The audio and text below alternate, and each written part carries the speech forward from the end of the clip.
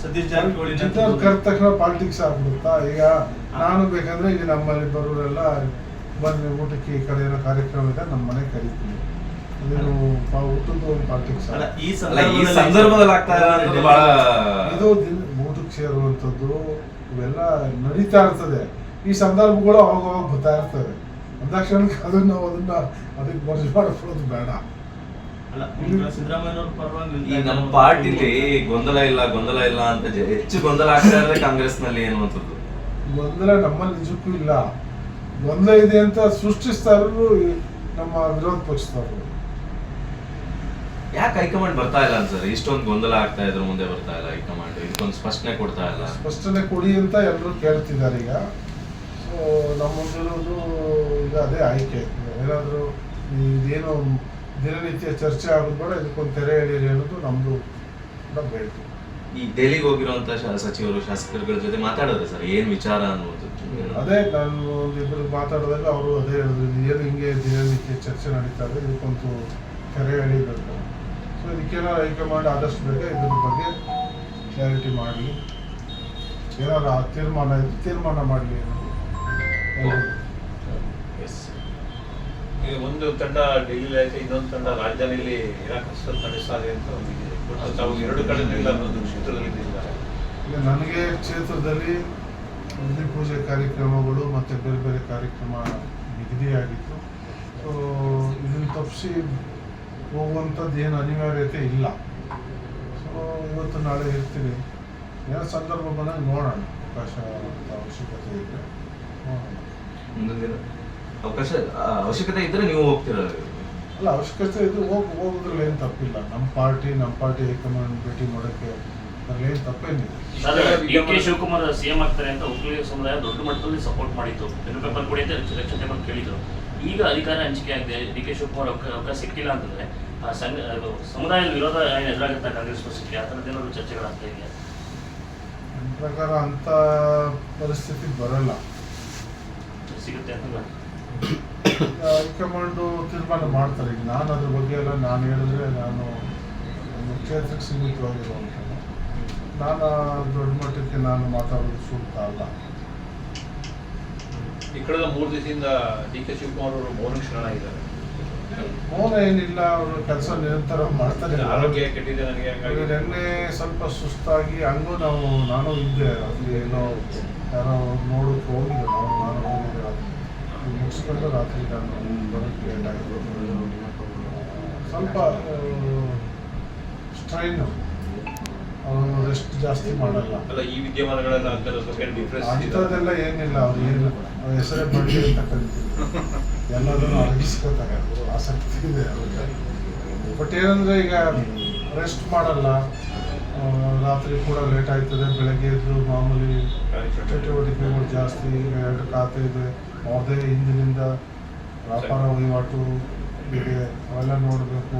ಮತ್ತು ಪಕ್ಷದ ಜವಾಬ್ದಾರಿ ಇದೆ, ಮತ್ತು ಬೇರೆ ಬೇರೆ ಕಡೆನೂ ಜವಾಬ್ದಾರಿಗಳನ್ನ ಇವರಿಗೆ ಹೇಳ್ತಾ ಇರ್ತಾರೆ ಬೇರೆ ರಾಜ್ಯಗಳಿಂದ. ಸೊ ಹಾಗಾಗಿ ಸ್ವಲ್ಪ ಒತ್ತಡ ಜಾಸ್ತಿ ಇದೆ.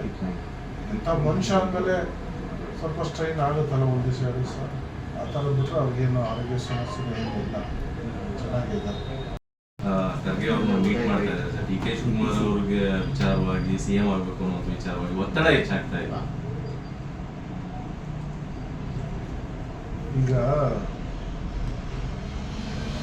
ಮ್ಯಾಕ್ಸಿಮಮ್ಮು ನಿಮ್ಮ ಮೀಡಿಯಾದವರೇ ಭಾಳಷ್ಟು ಕ್ರಿಯೇಟ್ ಮಾಡ್ತಾ ಇದ್ದೀರಾ ಅಂತ ನನಗೆ ಅನಿಸ್ತದೆ. ಇಲ್ಲಿ ಈಗ ಏನಾದರೂ ಅಂಥ ತೀರ್ಮಾನಗಳಿದ್ರೆ, ಅಂಥದ್ದೇನಾದರೂ ಮಾತುಕತೆ ಇದ್ದರೆ ಅದು ಹೈಕಮಾಂಡ್ ಮಟ್ಟದಲ್ಲಿ ಆಗಿರ್ತದೆ. ಹೈಕಮಾಂಡು ಇದನ್ನು ಬಗೆಹರಿಸ್ಬೇಕು.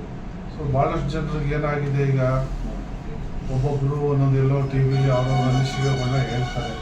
ನೀವು ಸ್ವಲ್ಪ ಹೈಲೈಟ್ ಮಾಡಿ ಹಾಕ್ತೀರಿ. ಇದೊಂಥರ ಎಲ್ಲೋ ಒಂದು ಕಡೆ ಏನೋ ಆಗ್ತಾ ಇದೆ ಅನ್ನೋವಂಥದ್ದು ಸುದ್ದಿ ಹರಿದಾಡ್ತಾ ಇದೆ. ಈಗ ಎಲ್ಲರದ್ದು ಏನು ಆಸಕ್ತಿ ಅಂದರೆ ಇದಕ್ಕೇನಾದ್ರು ಒಂದು ಪರಿಹಾರ ಆಗಬೇಕು. ಹೈಕಮಾಂಡು ಆದಷ್ಟು ಬೇಗ ಇದ್ರ ಬಗ್ಗೆ ಏನಾದರೂ ಕ್ಲಾರಿಟಿ ಕೊಡಲಿ, ಏನಾದ್ರು ತೀರ್ಮಾನ ಆಗಲಿ ಅನ್ನೋದು ಭಾಳಷ್ಟು ಜನರದ್ದು, ಶಾಸಕರು, ಮುಖಂಡರುಗಳು ಎಲ್ಲರದ್ದು ಒಂದು ಅಭಿಲಾಷೆ ಇದೆ. ಆ ಒಂದು ನಿಟ್ಟಿನಲ್ಲಿ ಕೆಲವರು ಹೋಗಿದ್ದಾರೆ ಅಂತ ಮಾಹಿತಿ ಇದೆ. ಇದನ್ನೇನಾದ್ರು ಬಗೆಹರಿಸಿ ಪಕ್ಷದ ವರ್ಚಸ್ಗೆ ಧಕ್ಕೆ ಆಗೋದು ಬೇಡ, ಪಕ್ಷ ಸಂಘಟನೆಗೆ ಹಿನ್ನಡೆ ಆಗೋದು ಬೇಡ ಅಂತ ಕೆಲ ಶಾಸಕರು ಹೋಗಿರ್ಬೋದು.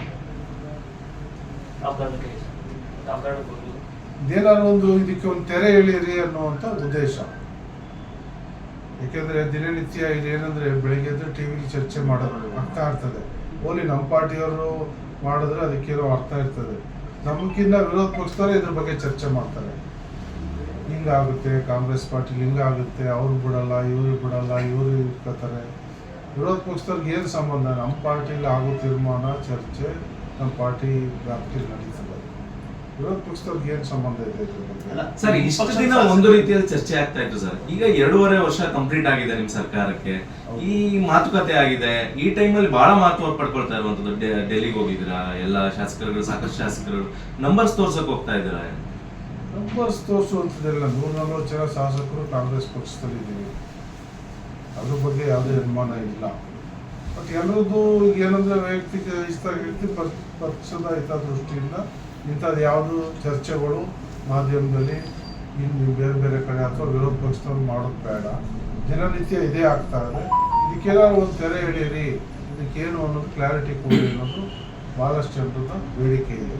ಸೊ ಆ ನಿಟ್ಟಿನಲ್ಲಿ ಕೆಲವರು ಹೋಗಿದ್ದಾರೆ, ಹೋಗ್ತಾರೆ ಅಂತ ಮಾಹಿತಿ ಇದೆ. ಅಂದ್ರೆ ಡಿ.ಕೆ. ಶಿವಕುಮಾರ್ ಅವ್ರಿಗೆ ಸಿಎಂ ಸ್ಥಾನ ಕೊಡ್ಲಿ ಅಂತನಾ ಅಥವಾ ಸಿದ್ದರಾಮಯ್ಯನವರೇ ಮುಂದುವರ್ಲಿ ಅಂತ ಹೇಳಿ ಅಂತನಾ ಹೋಗಿರೋದು ಅಂತೇಳಿ ಸರ್? ಈಗ ಭಾಳಷ್ಟು ಜನದ್ದು ಕೊಡಬೇಕು ಅನ್ನುವಂಥದ್ದು ಬೇಡಿಕೆ ಇದೆ. ಯಾಕೆಂದರೆ ಭವಿಷ್ಯದಲ್ಲಿ ಪಕ್ಷವನ್ನು ಸಂಘಟಿಸಬೇಕಾಗಿರೋ ದೃಷ್ಟಿಯಿಂದ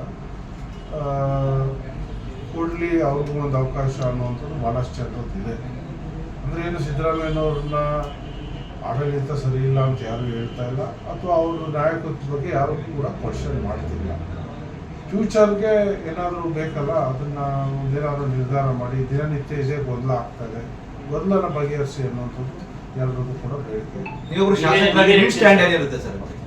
ನಾನು ಅದೇ ಹೇಳ್ತೀನಿ. ಯಾಕೆಂದರೆ ಇದು ಸುಮ್ಮನೆ ನಮಗೆ ಮಾಡೋಕ್ಕೆ ಬೇಕಾದಷ್ಟು ಕೆಲಸ ಇದೆ, ಭಾಳಷ್ಟು ಸಮಸ್ಯೆಗಳಿವೆ ತಾಲೂಕಲ್ಲಿ, ಈ ರಾಜ್ಯದಲ್ಲಿ. ಅದನ್ನು ಪರಿಹರಿಸೋಕ್ಕೆ ನಾವು ಏನಾದರೂ ಕೆಲಸ ಮಾಡಬೇಕು ಬಿಟ್ಟರೆ, ದಿನನಿತ್ಯ ಇಲ್ಲಿ ಮಾಧ್ಯಮದವರು ಒಬ್ಬರು ಯಾರೋ ಏನೋ ಮಾತಾಡ್ತಾರೆ, ಅದಕ್ಕೆಲ್ಲರೂ ಕ್ವಶನ್ ಕೇಳ್ತೀರಾ, ಯಾರೋ ಒಂದೊಂದು ಮಾತಾಡ್ತಾರೆ.